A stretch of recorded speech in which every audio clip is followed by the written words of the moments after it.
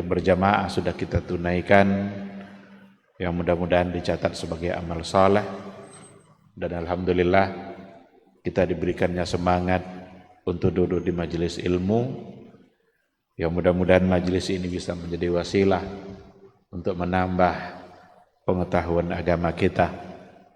Bertambahnya pengetahuan agama tentu akan berpengaruh kepada pelaksanaan agama kita itu sendiri. Mudah-mudahan waktu yang kita habiskan duduk di majelis ilmu itu bisa menjadi saksi atas kebaikan-kebaikan kita di akhirat kelak. Amin amin ya rabbal alamin. Sama-sama kita juga harus senantiasa bersalawat dan salam untuk Rasulullah sallallahu alaihi wasallam. Allahumma salli ala Muhammad wa ala ali Muhammad. Mudah-mudahan kita senantiasa bangga untuk berada di atas sunnahnya. Mudah-mudahan kita tidak pernah bosan untuk menggali hukum dan sunnah yang telah beliau ajarkan, karena berada di atas sunnah itulah jalan keselamatan, dan tidak ada jalan lain selain daripada apa yang sudah diajarkan oleh Rasulullah sallallahu alaihi wasallam. Harapan kita semua tentu saja di akhirat kelak semua kita bisa atau pantas untuk mendapatkan syafaat dan pertolongan dari Rasulullah sallallahu alaihi wasallam. Ikhwati fillah, ma'asyiral hadirin wal hadirat, rahimani Allah wa iyyakum. Kembali pada malam hari ini kita akan melanjutkan kajian kita dengan tema seputar akidah, seputar tauhid. Tema yang memang harus selalu kita dalami sedetil-detilnya, karena ini berkaitan dengan iman sebagai pondasi. Ini berkaitan dengan akidah yang memang harus kokoh. Ibarat pohon itu akarnya, dan akarnya akar tunggang. Kalau ibarat bangunan itu adalah pondasi. Seberapa besar bangunan yang akan kita bangun, maka harus pondasinya disesuaikan. Semakin tinggi bangunannya, maka harus semakin dalam pula, dan harus semakin kuat pula pondasinya. Kalau pondasinya lemah, rapuh, maka hanya akan menunggu saat-saat kehancuran saja. Oleh karena itu Islam yang kita bangun haruslah berada di atas pondasi yang kokoh. Haruslah berada di atas iman dan akidah, tauhid, yang tidak boleh goyah oleh apapun. Pada pertemuan yang terakhir yang sudah kita bahas adalah pada poin yang pertama, karena dulu dikatakan bahwa ada 4 hal, ada 4 perkara yang harus selalu ada dan harus selalu kita upayakan. Yang pertama sekali yang sudah kita berikan penjelasannya adalah al-ilmu, ilmu. Bagaimana kita harus senantiasa berilmu, bagaimana kita harus senantiasa mengerti. Dan yang dimaksud dengan al-ilmu di sini adalah mengerti kita dengan Allah, mengerti kita dengan Rasul kita, dan mengerti kita dengan ad-dinul islami, agama Islam. Jadi ma'rifatullah wa ma'rifatun nabi wa ma'rifatud dinil islami.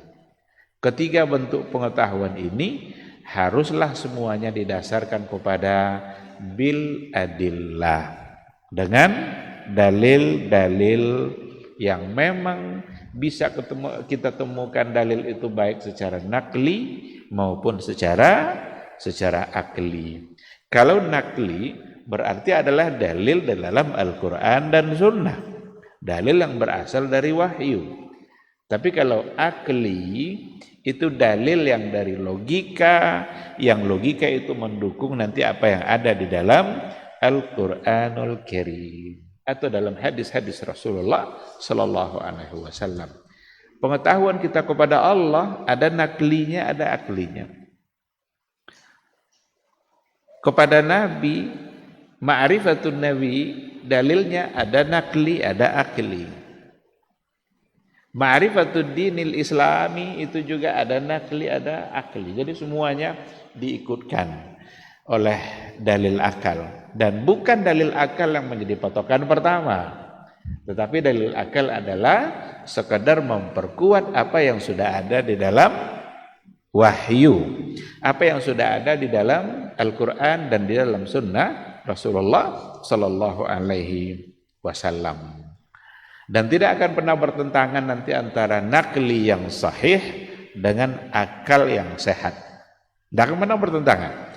Kalau seandainya dalilnya benar-benar sahih, pasti akan sejalan dengan akal yang sehat. Kalau ada yang mencoba untuk mempertentangkan, oh ini tidak cocok ini, mungkin akalnya yang sedang tidak sehat. Oh ini enggak pas kayaknya nih, mungkin dalilnya yang tidak sahih. Karena ada di antara, kalau Quran kan jelas kan semuanya adalah dalil yang sahih pasti. Qat'iyus subut, enggak boleh kita meragukan satu ayat Al-Quran pun. Meragukan satu ayat aja itu bisa membuat kita menjadi kufur. Tapi untuk hadis Nabi, pemberitaan tentang apa yang datang dari Rasul itu memang ada di antaranya adalah yang masuk dalam kategori hadis yang dhaif, bahkan ada di antaranya yang masuk dalam kategori hadis yang palsu. Jadi kalau bertentangan nanti hanya ada dua kemungkinan. Dalilnya yang tidak sahih atau mungkin akalnya yang bermasalah. Kalau hadisnya sahih, maka pasti bersamaan sejalan dengan akal yang sehat. Baik, ikhwati fillah, itu poin pertama yang menjadi kewajiban kita. Dan sekarang akan kita lanjutkan al-mas'alatus tsaniyah. Masalah yang kedua, perkara yang kedua yang memang harus selalu kita upayakan adalah al-amalu bihi. Al-amalu bihi. Kalau tadi al-ilmu, datang pada poin yang kedua yang menjadi keharusan bagi kita adalah al-amalu bihi, untuk mengamalkan ilmu yang sudah didapat. Al-amalu huwa samaratul ilmi. Amal itu adalah buah dari ilmu. Amal itu buah dari ilmu. Fal ilmu maksudun wa huwa bimanzilatis syajarah. Ilmu itu sesuatu yang dimaksud, yang dicari, yang dituntut. Kalau sudah dapat ilmu itu, wa huwa bimanzilatis syajarah, itu kedudukannya, ilmu itu sama dengan sejarah. Sejarah itu artinya adalah pohon. Wal amalu bimanzilatis samarah, sedangkan amal itu kedudukannya sama dengan buah. Jadi ilmu itu pohonnya, amal adalah buahnya. Kalau kita tanam mangga umpamanya, apakah kita hanya sekedar ingin menanam begitu saja tanpa mengharapkan ada buahnya? Pasti mengharapkan ada buah. Kalau ada seorang petani menanam durian, apa yang diharapkan dari tanaman duriannya itu? Buah. Jadi amal itu sama dengan buahnya. Sedangkan ilmu itu adalah sama dengan pohonnya. Maka dikatakan di sini, fala yumkinu an tujada samaratu qabla wujudis syajarah. Maka tidaklah mungkin tujad as-samarah, didapatkan buah qabla wujudis syajarah, sebelum adanya pohon.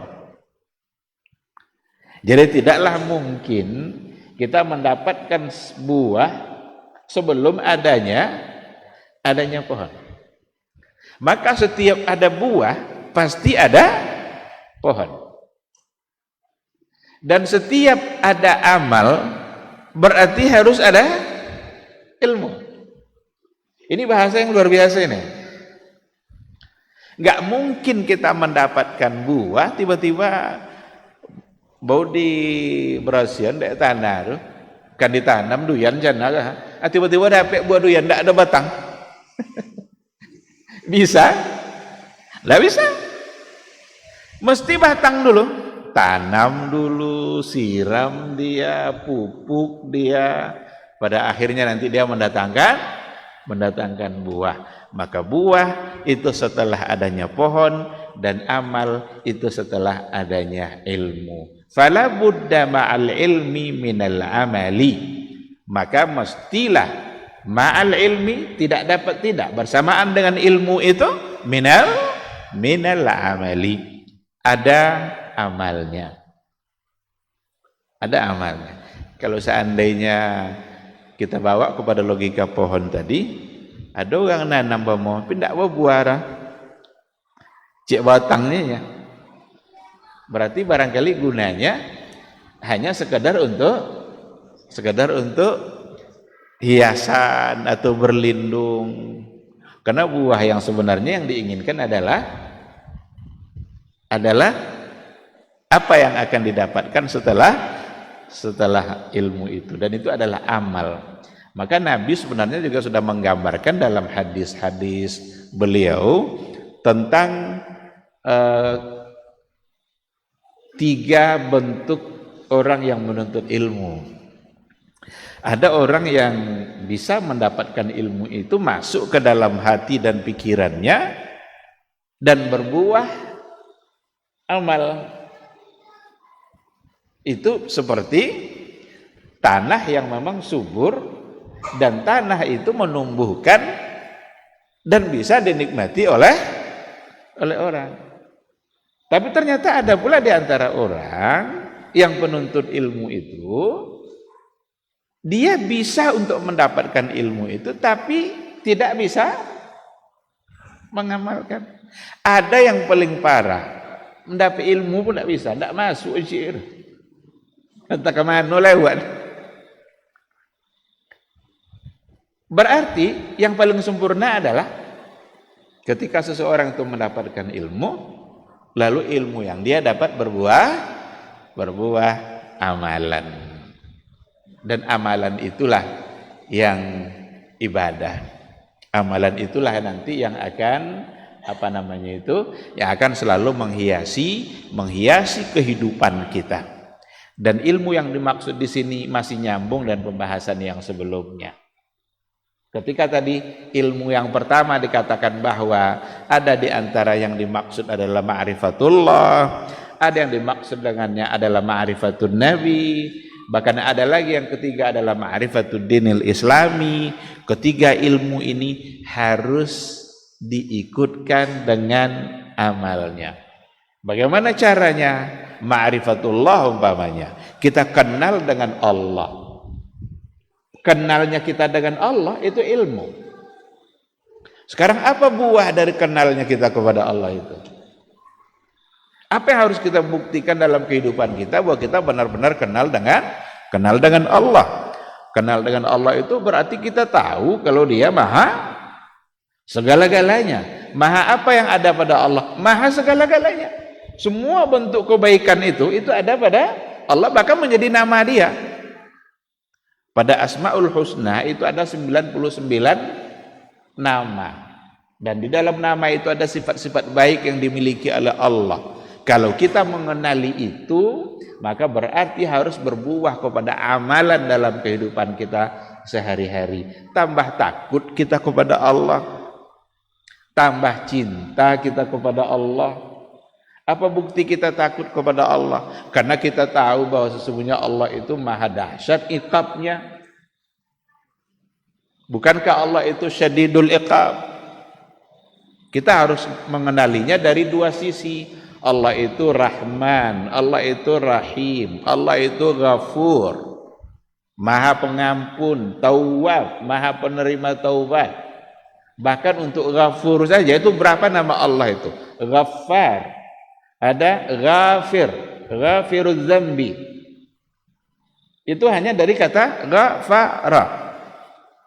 Di satu sisi kita tahu itu, maka bersemangatlah kita meminta ampun kepada Allah Subhanahu wa taala karena memang Dia adalah Maha Pengampun.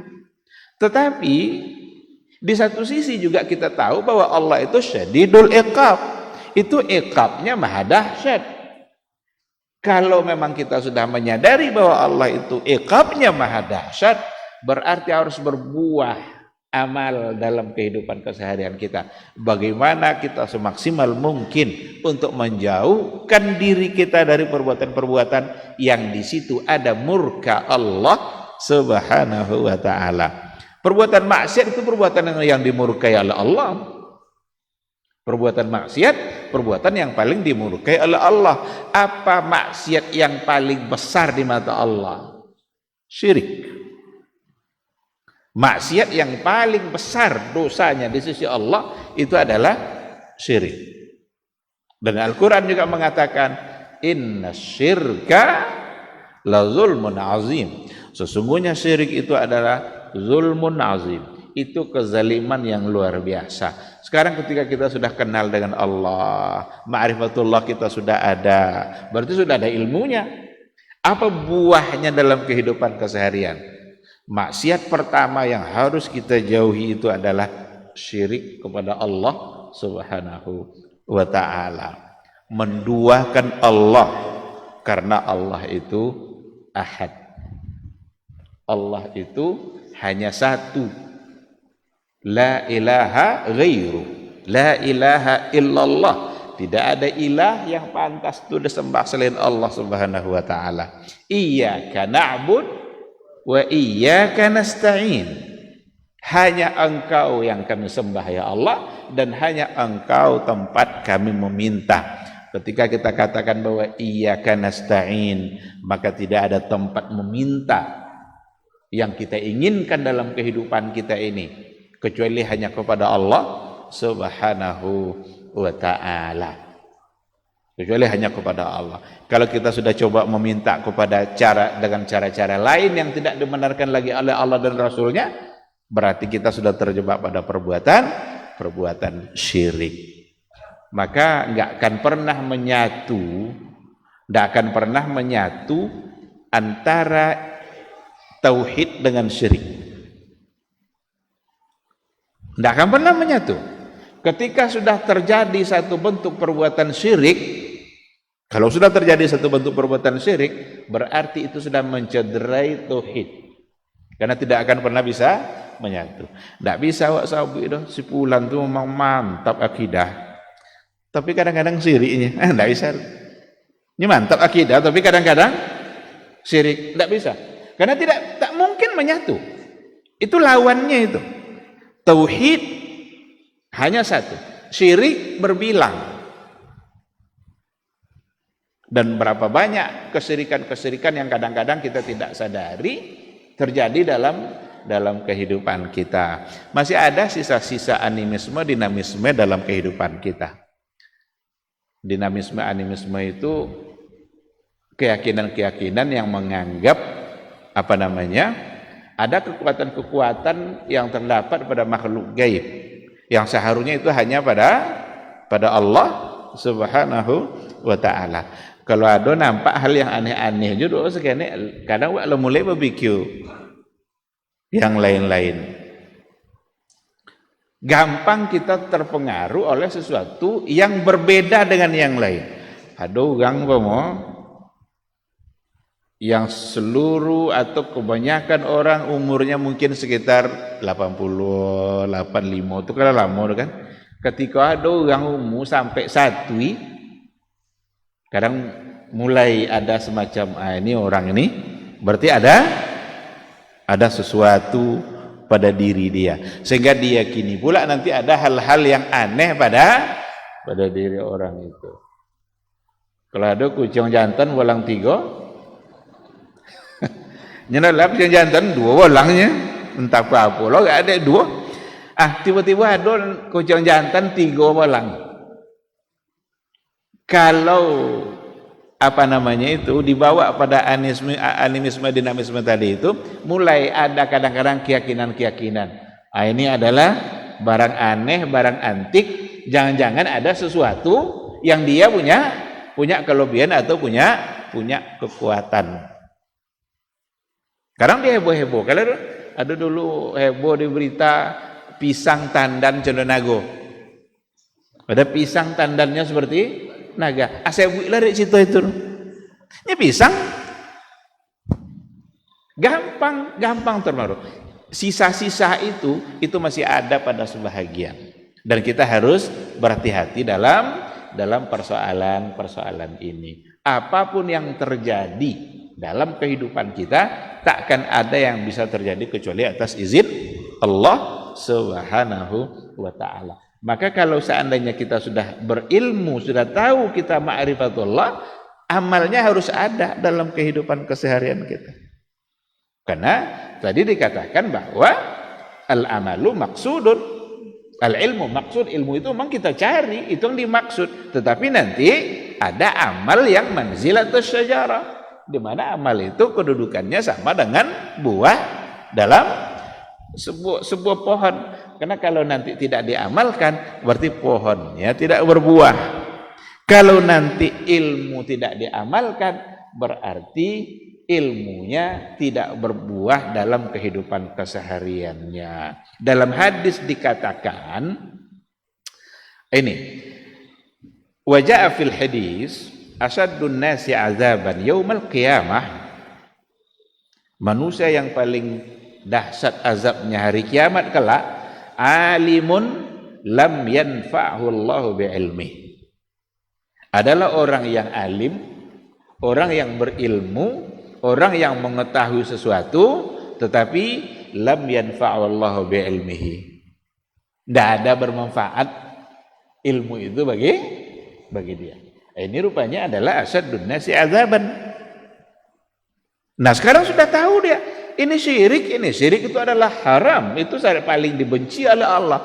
Tapi ini aja asyaddun nasi azaban, manusia yang paling dahsyat azabnya.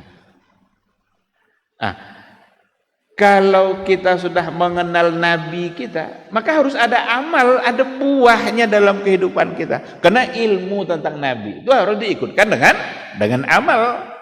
Apa amal dalam kehidupan keseharian? Ketika kita sudah kenal dengan Nabi kita, bertambah ketaatan kita kepada ajaran yang dibawa oleh beliau, bertambah cinta kita kepada sunnah yang beliau ajarkan, bertambah bersemangat kita untuk mengamalkan apa yang telah beliau perintahkan, dan apa yang telah beliau perintahkan itu sesungguhnya beliau sudah mendahului untuk mengamalkannya.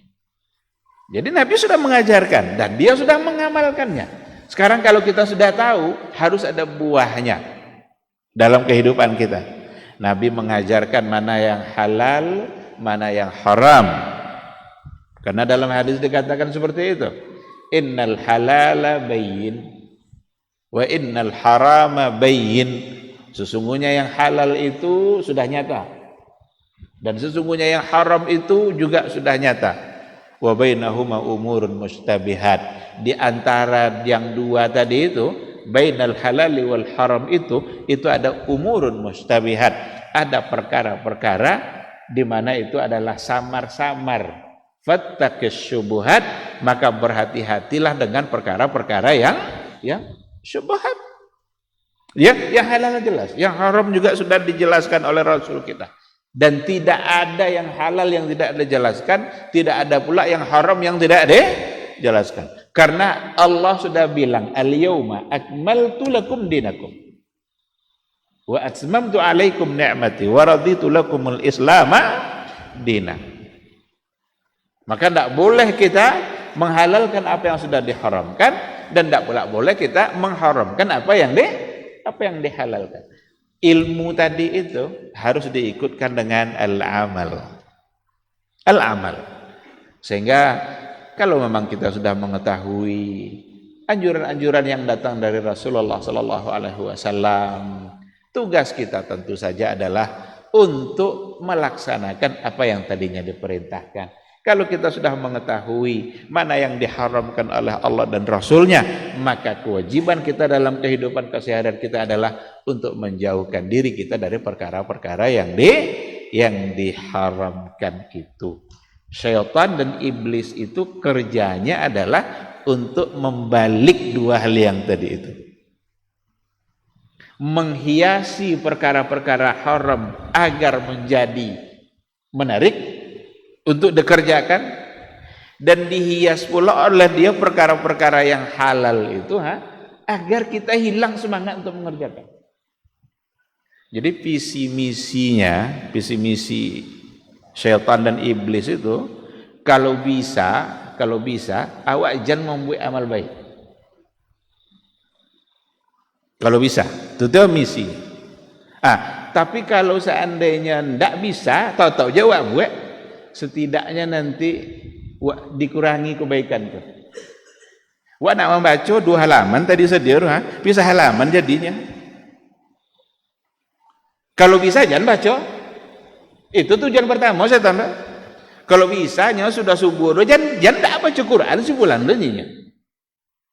Dibuat ngantuk ada. Sudah subuh sampai di rumah, lolok yang terbayang. Tapi kalau tetap bisa awak lawan, awak ambil je Quran tu kan tak bisa dia antin cenderungnya setan jaga. Berarti dia berupaya untuk mengurangi kebaikan. Patut-patut 3 halaman jadi halaman. Kalau tetap juga kebaikan itu terlaksana, tak bisa, ada tahu-tahu juga 3 halaman kesen, nanti dia akan rusak niat kita. Apa punya? Kau pagi kau dia nak Jonas sedekah bacanya kan, yang lain mungkin tak ada kan. Kalau kita ingin punya niat solat duha, ingin kita niat punya solat duha, yang pertama yang diinginkan oleh setan adalah bapu caro jan tak jadi duha. Tapi kalau jadi juga, cukup 2. Kan bulu sampai 8 kan? Kok dibuat aja banyak ada? Niat akan dia pengaruhi. Maka kadang-kadang muncul ujub, kadang-kadang muncul riya. Tahu aja jadi 4 runya, sedekah runya, tetapi kadang ada unsur riyanya. Tetapi kalau ndak lo ada itu ndak lo ada ujian iman. Ya kan ada orang bertanya gitu, apa udah diciptakan oleh Allah Ta'ala iblis? Kalau ndak adanya kan sedia aman wak kan. Ya kalau ndak lo ada iblis lo ndak hidup di dunia kan. Ya adanya terus kan diganggu Adam ndak kata Adam tuh ndak Allah Ta'ala kamu ke bumi kan. Kalau ndak adanya berarti awak ndak ada siko wak gini lah. Dari Serogo ya wak kan. Tidak ada proyek dia. Nah, jadi bagaimana al-amal harus ada, tapi yakinlah akan ada tantangan-tantangan. Tapi semua upaya yang kita lakukan untuk melawan tantangan tadi, yakinlah semua itu akan dinilai baik ibadat di sisi Allah Subhanahu wa taala. Ikhwati fillah, juga dikatakan falladzi ma'ahu ilmun wa la ya'malu bihi syarrun minal jahil.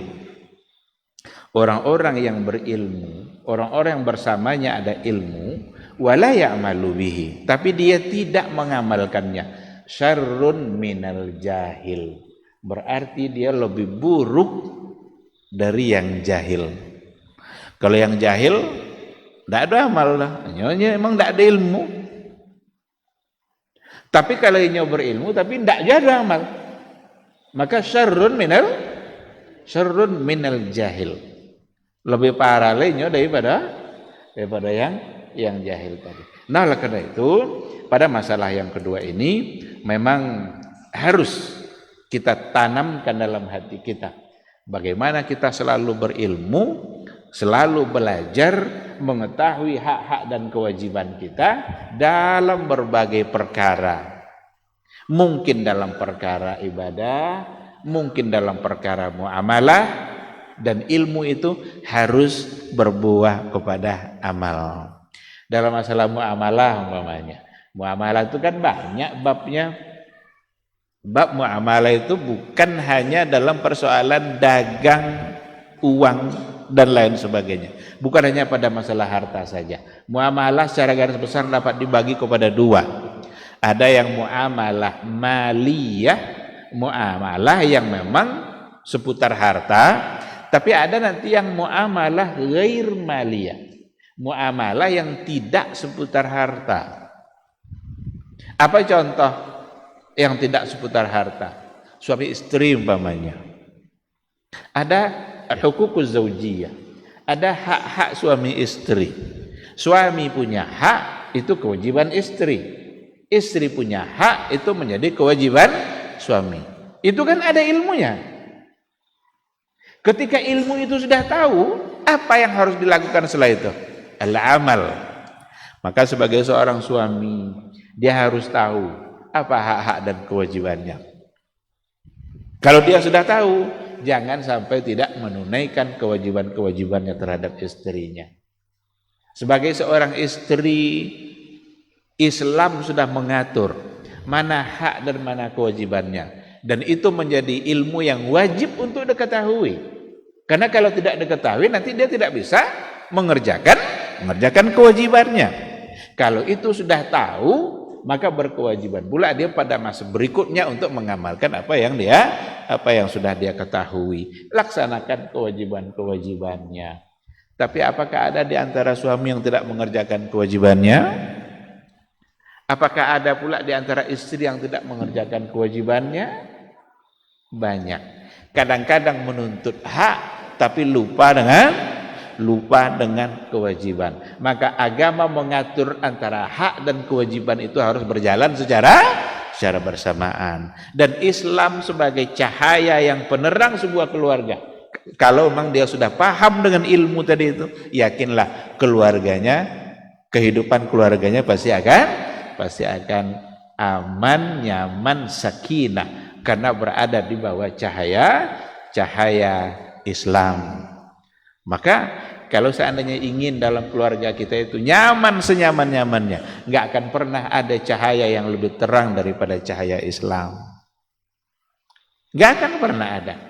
Ada ilmunya jelas.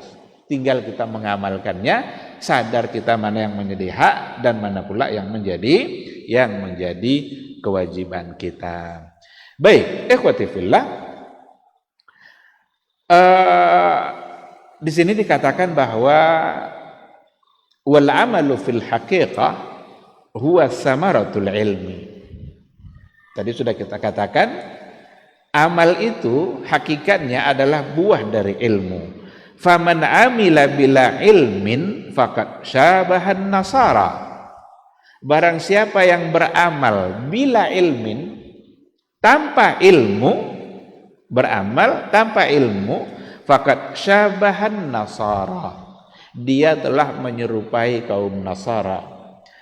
Wa man alima wa lam ya'mal, siapa yang berilmu pula tapi tidak beramal, kebalikan yang tadi, faqad syabahal yahud, dia telah menyerupai kelompok Yahudi.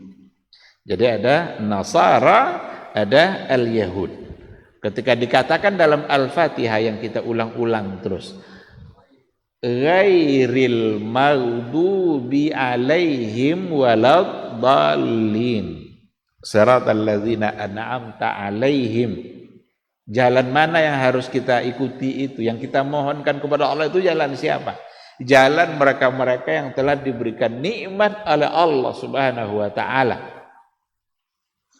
Berarti jalannya para rasul, jalannya para syuhada, jalannya para siddiqin, jalannya para salihin.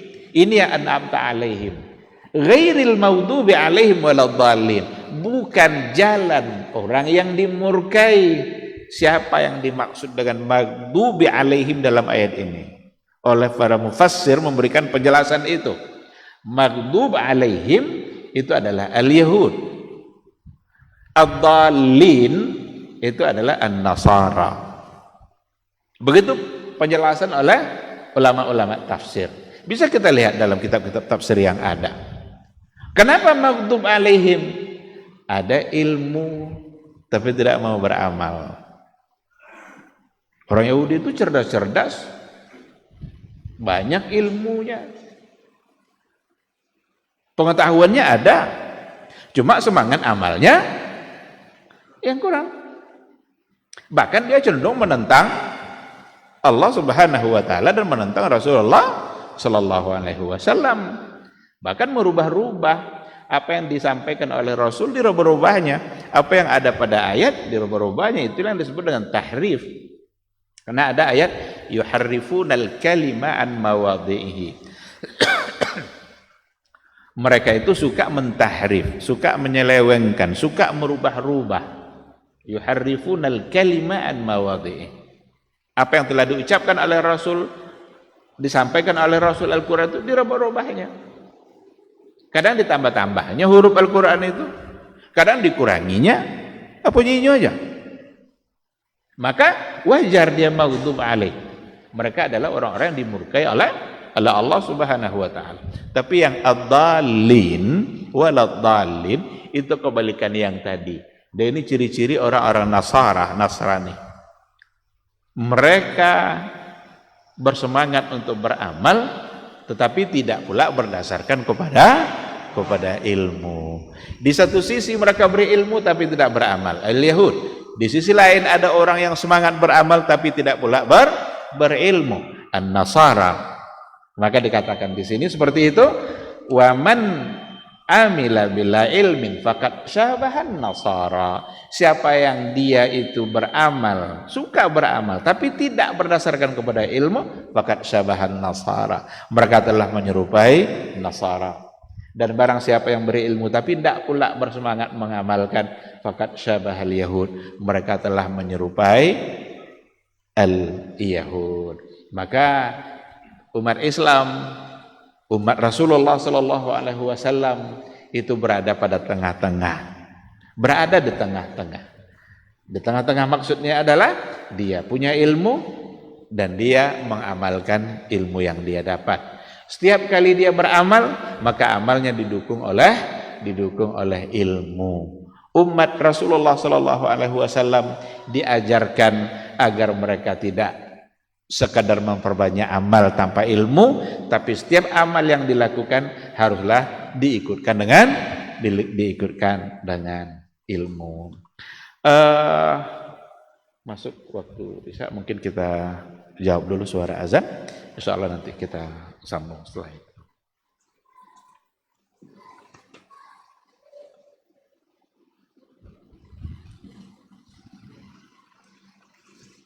Allahu Akbar, Allahu Akbar. Allahu Akbar, Allahu Akbar. Asyhadu an la ilaha illallah.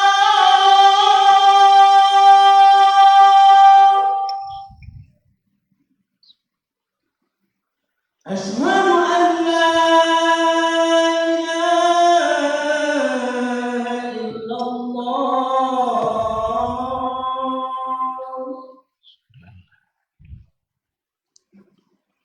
Asyhadu anna Muhammadar Rasulullah.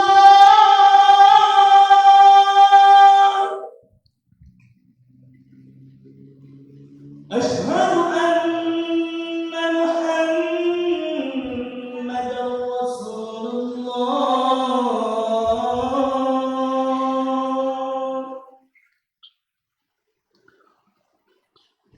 Hayya 'alas salah.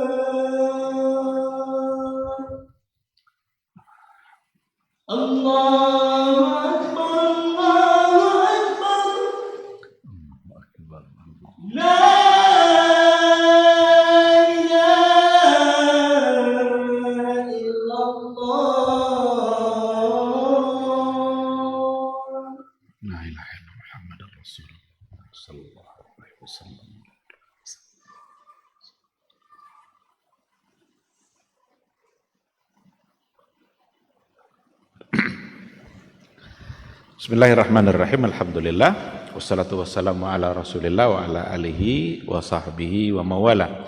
Ikhwati fillah, ma'asyiral hadirin wal hadirat, rahimani Allah wa iyyakum. Kembali kita kepada materi kita. Sebelum kita nanti bertanya jawab, kita sudah sampaikan tadi bahwa ilmu yang kita dapatkan maka haruslah selalu berbuah amal. Namun, apa konsekuensinya seandainya ada ilmu sesuatu yang sudah kita ketahui tapi tidak kita amalkan? Apakah punya konsekuensi yang sama di sisi Allah? Semua yang tidak kita amalkan dari ilmu itu akan menjadi dosa? Atau bagaimana? Dikatakan bahwa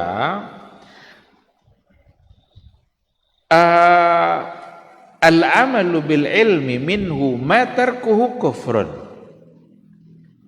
Beramal yang disebabkan oleh adanya ilmu tadi, meninggalkan pengamalan sebuah ilmu itu, ada di antaranya yang meninggalkan itu kufur, bisa menyebabkan kekufuran.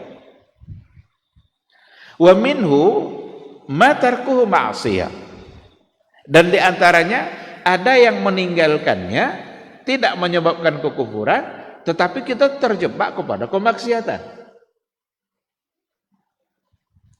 Wa minhu ma tarkuhu makruh. Ada di antaranya meninggalkannya itu berarti kita terjebak kepada sesuatu yang bersifat makruh.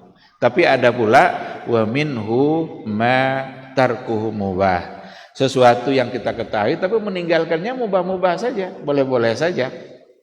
Berarti apa yang kita ketahui itu, ilmu itu, berarti hukumnya bertingkat-tingkat. Ada di antara pengetahuan itu, ilmu itu, yang kalau kita tinggalkan, kita menjadi kufur. Apa contohnya? Al-ilmu bit-tauhid. Pengetahuan kita tentang tauhid, pengetahuan kita tentang Allah, bahwa sesungguhnya Allah Subhanahu wa ta'ala hanya Dia yang pantas kita sembah, sekarang kita tinggalkan, berarti bisa menjadi kufur. Dan waqad yakunu ma'siyah, terkadang dengan meninggalkannya itu menyebabkan seseorang itu terjebak kepada perbuatan maksiat. Bi an alima mathalan annal khamra haramun syurbuha. Dia sudah tahu bahwa sesungguhnya khamar itu haram untuk diminum. Diminum dah, berarti maksiat. Wa haramun bai'uha wa syira'uha. Haram diminum, haram pula dijual, haram pula dibeli. Kini dijual dah khamar, ndak minum dah, dan ndak minum dah, nyepi cek bahan jualannya nya. Apa hukum? Maksiat. Berarti dia telah bermaksiat kepada Allah. Ada enggak ada yang suka menjual mabuk-mabukan? Banyak. Ini beralasan dan enggak minum dahnya, dan sekadar membaikan peluang ke uang yang nak nionya. Terus angkonya elok ada itu. Tolong menolongnya nama padahal tolong menolong dalam keburukan. Ada ndak orang yang membuka rumah makannya di siang Ramadan di tengah-tengah komunitas muslim? Bukankah itu nanti akan menjadi wasilah untuk mempermudah orang makan? Ditutup ya pintunya tapi boleh masuk ada. Pintu samar-samar. Tahu dia hukum itu. Ketika tahu hukumnya, ada yang buat juara. Berarti dalam persoalan itu, maka itu adalah masuk dalam kategori maksiat. Ketika dia sudah tahu bahwa khamar itu haram dijual, haram dibeli, berarti kalau dilakukan, maka ia akan menjadi satu bentuk kemaksiatan. Wa minhu ma yakunu makruhan. Dan ada pula di antaranya yang menyebabkan itu terjebak pada perbuatan-perbuatan yang makruh. Makruh kan tidak sampai ke tingkat haram, tapi mengulang-ulang yang makruh apa hukum? Berarti seolah-olah kita menjadikannya sebagai perbuatan yang mubah. Jadi tempatkan makruh itu pada makruh.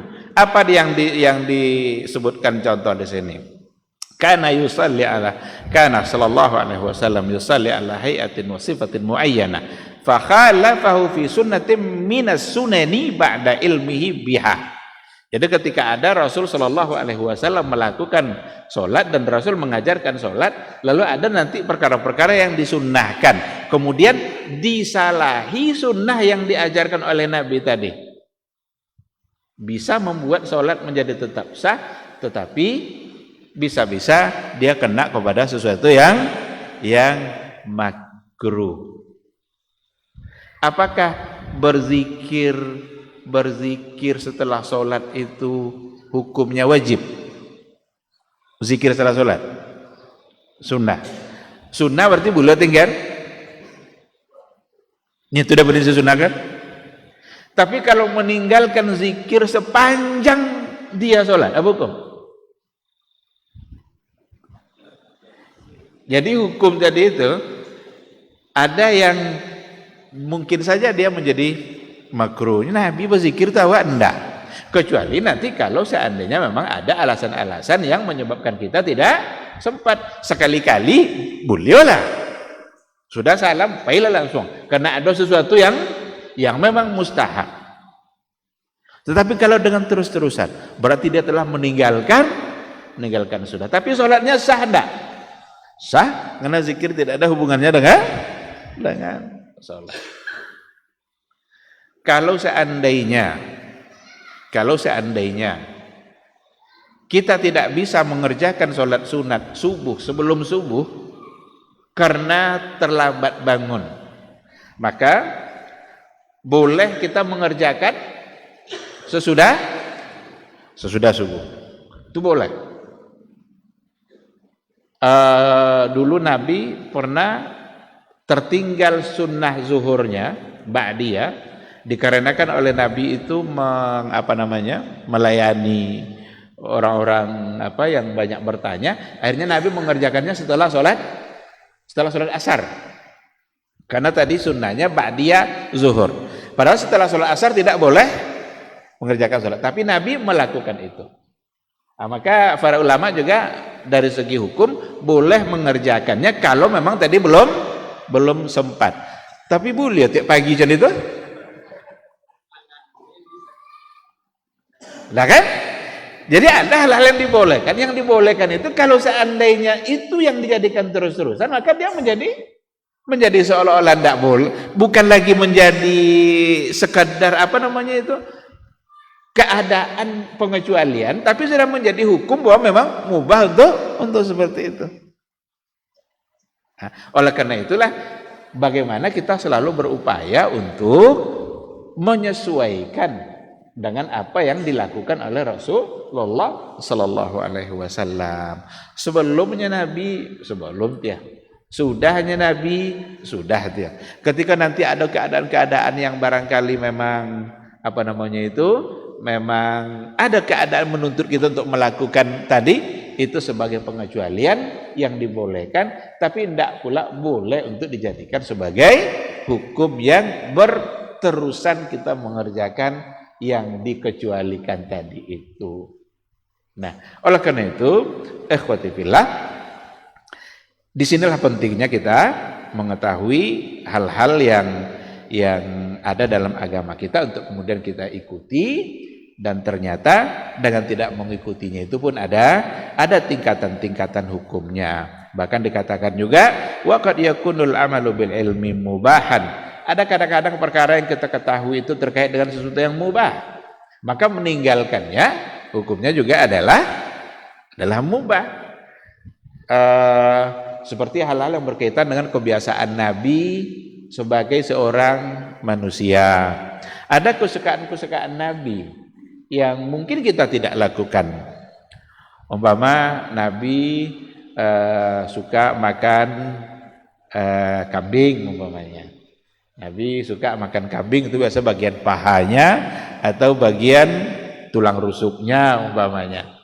Itu kesukaan Nabi dan kita sudah tahu itu. Tapi dari segi hukum itu kan sekedar mubah. Maka meninggalkannya juga tidak mengapa. Ini tidak apa-apa karena boleh ya? Boleh karena memang persoalannya adalah persoalan yang mubah. Jadi ikhwati fillah, apa yang menjadi tidak kebiasaan, apa yang sesuatu yang memang pernah dikerjakan oleh Nabi, maka kita juga dianjurkan untuk pernah melakukannya. Barangkali kita tidak dibolehkan untuk berterus-terusan untuk sesuatu yang memang tidak Nabi secara berterus-terusan. Apa contoh? Saya ingin memberikan satu contoh. Nabi pernah enggak sujud sajadah di subuh Jumat? Membaca ayat sajadah di subuh Jumat? Pernah, ada hadisnya dan hadisnya sahih. Tetapi apakah Nabi setiap Jumat sujud sajadah? Tidak. Sekarang kalau kita haruskan setiap Jumat itu subuh sajadah, salah kita. Salah. Karena membuat satu ketentuan yang Nabi tidak mengerjakannya. Pernah iya, tapi setiap subuh tidak. Karena ada keyakinan sebagian ndak kurang subuh kalau ndak sajadah. Tapi kalau mau lakukan, silakan. Karena Nabi memang tidak berterus-terusan, maka kita juga tidak dianjurkan untuk menetapkannya secara berterus-terusan. Karena kita khawatir kita telah melakukan sesuatu yang kita anggap baik, tapi ternyata oleh Rasul itu tidak baik.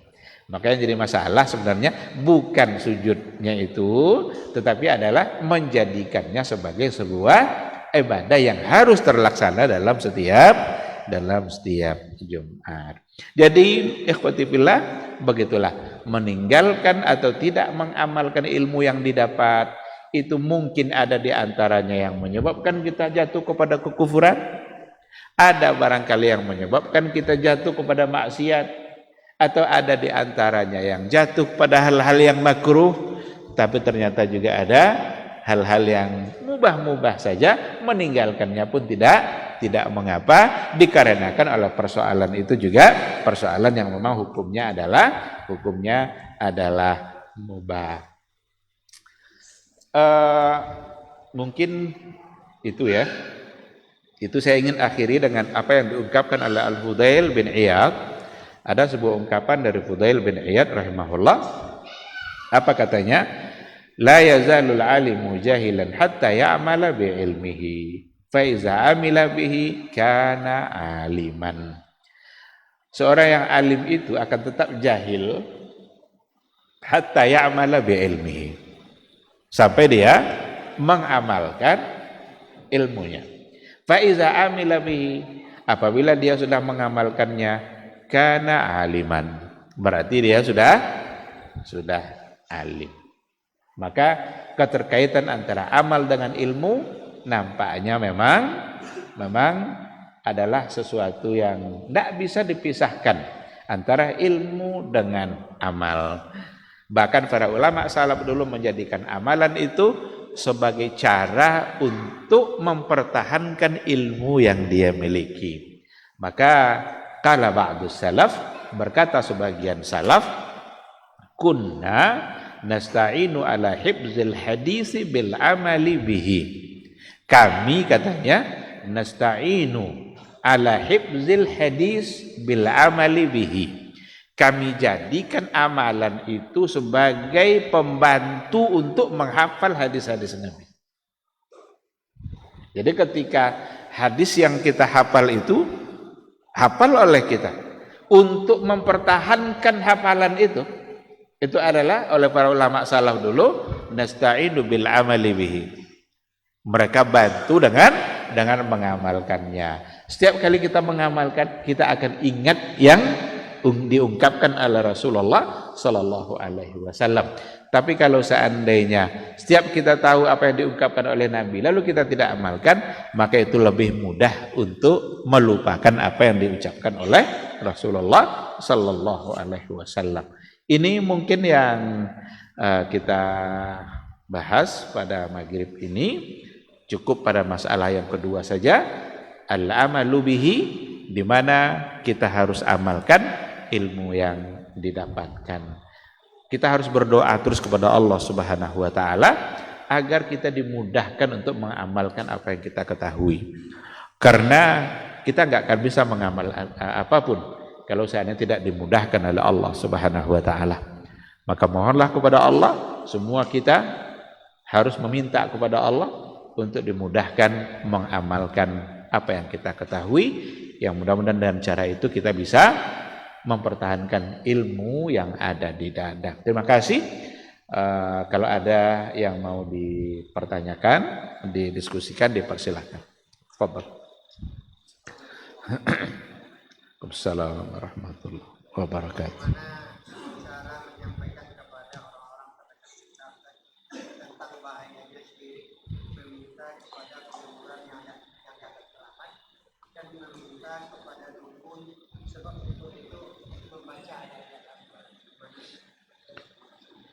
Ya, bagaimana cara mengingatkan orang-orang terdekat kita dengan perbuatan-perbuatan syirik yang biasa dilakukan dan mungkin saja itu tidak dianggap syirik. Seperti meminta-minta kepada kuburan yang dianggap keramat lalu dijadikan tempat meminta-minta. Tadi sudah dikatakan bahwa meminta itu hanyalah kepada Allah Subhanahu wa taala. Tidak mungkin kita meminta kepada orang yang sudah mati. Meminta kepada orang yang masih hidup saja belum pasti dia bisa untuk memberikan apa yang kita minta. Apalagi meminta kepada yang sudah mati untuk hal-hal yang tidak mungkin dilakukan oleh yang mati maupun oleh yang hidup. Hanya minta kepada Allah Subhanahu wa taala. Jelas itu adalah bagian dari perbuatan syirik. Cuma bagaimana cara mengingatkan, apalagi tadi dikatakan dengan orang-orang yang terdekat. Kita lebih payah mengingatkan orang terdekat ini daripada orang jauh. Dengan keluarga umpamanya itu berat kali untuk mengingatkan. Memang perlu cara memang. Saya sering contohkan, kalau seandainya kita dengan keluarga dekat kita, mungkin orang tua kita atau mungkin paman kita, kan orang dokek nomor kan, sama-sama makan wa ajinya. Aminu menyebagi tangan ki beka. Bapak cara nyampen. Awak nampak ada awak dah. Lebih berat untuk menyampaikan itu dibanding kepada orang yang lain. Nah, oleh karena itu barangkali perlu cara. Kadang awak punya anak situ, cecondono kan anak aja kan, nak kalau minum jangan kiri dah, pakai kanan. Ni awak sangit lah nyambi itu bulu dah, ngau dia apa awak jaga kan? Awak anak awak tunjuk, tapi tujuan adalah orang yang di samping kita, mudah-mudahan dia mendengarkan. Tapi kalau untuk langsung menyebut berat. Kecuali bagi orang-orang yang dimudahkan oleh Allah Subhanahu wa taala. Nah, sekarang ada perbuatan syirik dilakukan oleh orang terdekat kita. Dan itu tidak pula dianggapnya sebagai syirik, karena banyak yang menganggap tidak. Dikiranya dia dituduh sedang meminta kepada Allah. Kami tidak minta sama kuburan katanya. Kami minta sama Allah. Samalah dengan orang-orang jahiliyah dulu kan. Ma na'buduhum illa liyuqarribuna ilallahi zulfa. Kami tetap menyembah Allah, cuma patung-patung ini kami jadikan hanya sekedar perantara untuk mendekatkan kami kepada apa beda? Sama ya. Dulu patung, kini tidak patung lah kuburan. Sama-sama mati aja kan? Patung mati, kuburan. Orang dalam kuburan mati ya. Oleh karena itu memang ya perlu dipikirkan cara-cara tertentu. Mungkin dengan memberinya buku, kalau ada wak punya buku-buku ringan yang berkaitan dengan itu, jalainya sendiri yang membaca. Kok lelenya membaca? Ya kadang tidak membaca kira kan. Atau barangkali tidak ada hal yang harus dihindari dalam hal ini, jangan menggurui. Karena siapapun tidak suka kalau digurui. Apalagi kalau awak anaknya ya awak, atau awak bertindak sebagai seorang guru, itu sangat sulit. Mungkin dalam bentuk bertanya, pama apa awak atau ayah awak? Iya, menurut ayah apa hukum kalau cendeko-cendeko? Dengan jawaban, tanya dalil, apa alasan?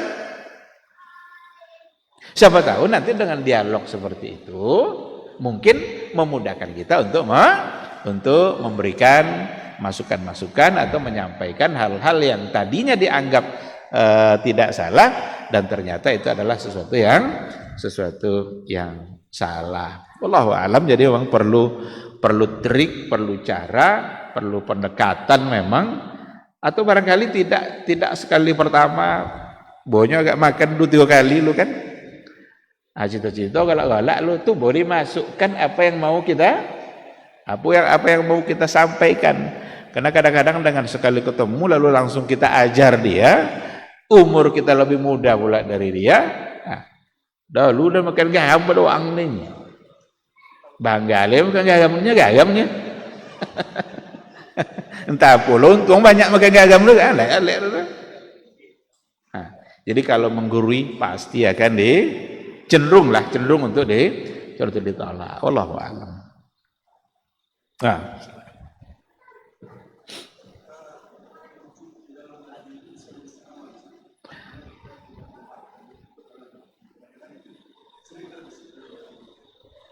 Apakah ujub di dalam hati itu bisa merusak amal? Ujub itu atau dalam hati awak ada dia?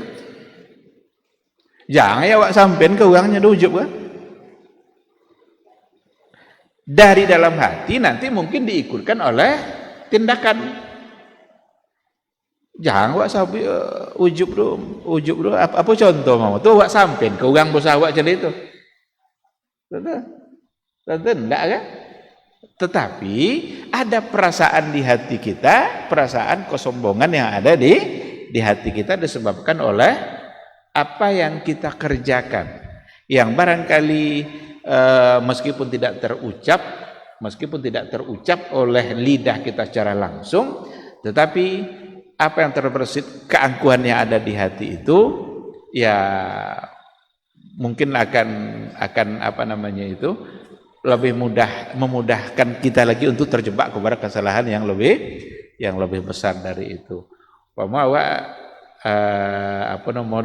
berbuat satu kebaikan dan ujub dengan apa yang kita lakukan, seolah-olah hanya kitalah yang bisa untuk melakukan itu, atau bukan karena kita. Kalau bukan karena kita, mungkin tidak akan seperti itu umpama kan. Kalau ndak ada yang dulu ndak akan jadi pokoknya umpama kan. Itu sesuatu yang terucap. Itulah joler kan.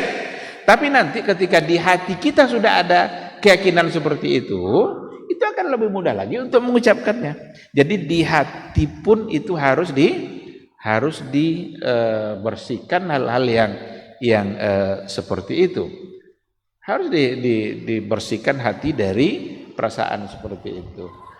Karena itulah awal nanti dari apa yang akan terucap setelahnya. Maka perlu memperbanyak istighfar, memperbanyak mohon ampun kepada Allah Subhanahu wa taala. Wallahu a'lam.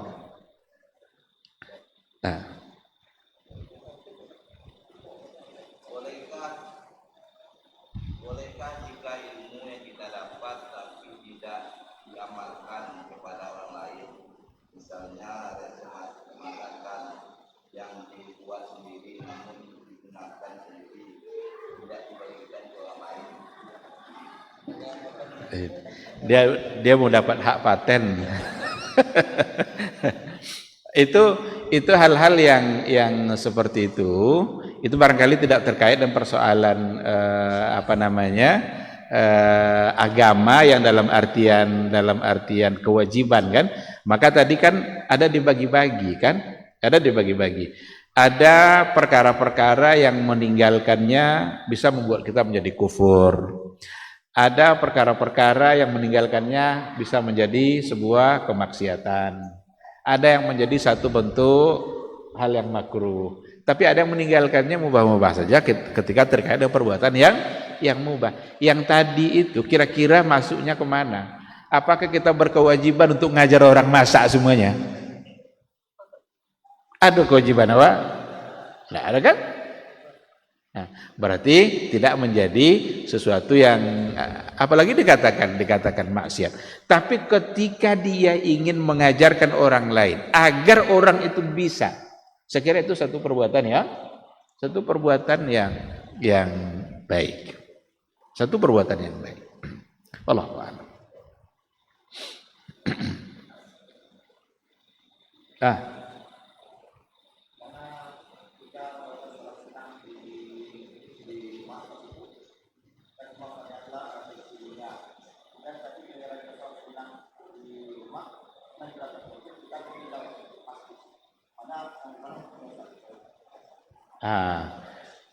Jelaslah kalau bertentangan nanti antara yang wajib dan yang sunnah, tentu kita mendahulukan yang wajib.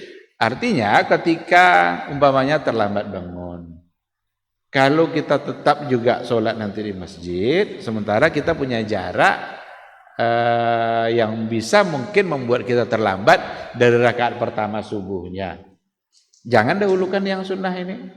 Berarti justru yang kita kejar adalah yang wajib. Selesaikan dulu yang itu. Kan tadi dikatakan seandainya ada yang belum terlaksana, maka dibolehkan untuk mengerjakannya setelah sholat subuh. Pasti itu yang harus dikedepankan adalah sholat subuhnya. Karena mengikuti imam dari awal tentu akan lebih baik.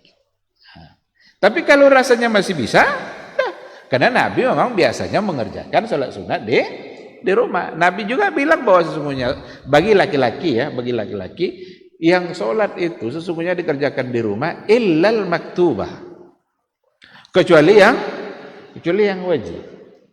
Nah, sehingga Nabi pun mengerjakan kebanyakannya selalu di rumahnya.